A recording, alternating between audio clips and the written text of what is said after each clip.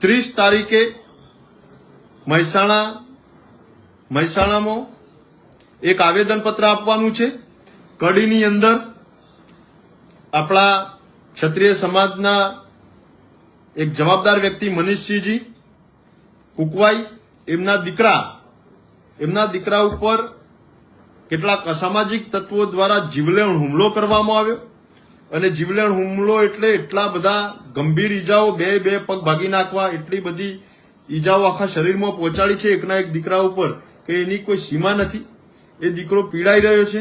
એ દીકરાની હાલત ખૂબ ગંભીર છે, પણ હજી સુધી પોલીસે સંતોષકારક પગલાં લીધા નથી।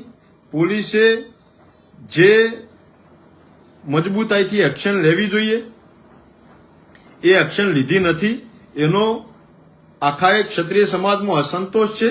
એટલા માટે 30 માર્ચે સોમવારે કડીથી ત્યાંથી ત્યાંના સ્થાનિકો સમાજના ઠાકોરો દરબારો યુવાનો ત્યાંથી એમની કડીથી એક રેલીમાં જોડાજો।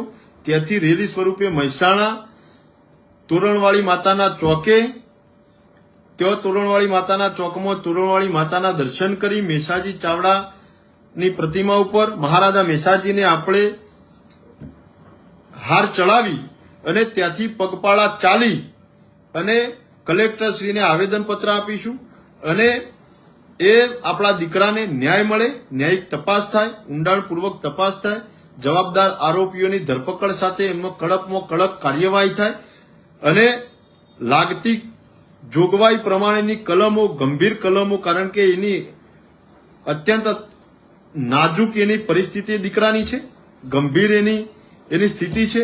એ જોતા એ તમામ કલમોનો ઉમેરા સાથે એ તમામ આરોપીઓના નામ ઉમેરા સાથે એનામાં પર કડકમાં કડક કાર્યવાહી થાય એવી માગણી સાથે 30 માર્ચે સોમવારે બપોરે 12 કલાકે મેસાજી ચાવડાની પ્રતિમા સ્થળ ઉપર બધા એકઠા થઈને પગપાળા ચાલી અને કલેક્ટરશ્રીને આવેદનપત્ર આપી અને આપણે એ દીકરાના ન્યાય માટેની માગણી કરવાના છે।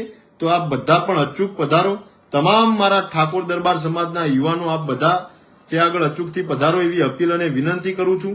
અને સમાજમાં રહેલો આ જયચંદ સમાજનો આ મામા શકુની એને હવે રાજકીય નાથ નાખવા માટે અને એનો રાજકીય વધ હવે અનિવાર્ય થઈ ગયો છે, એટલે સમાજ ખૂબ ગંભીરતાથી, સભાનતાથી, ખૂબ પરિપક્વતા સાથે અને યુવાનો વડીલોનું સંકલન કરીને સામાજિક સમજણ સાથે ભવિષ્યના દૂરંદેશી બની આ બધા આગળ વધીએ એ જ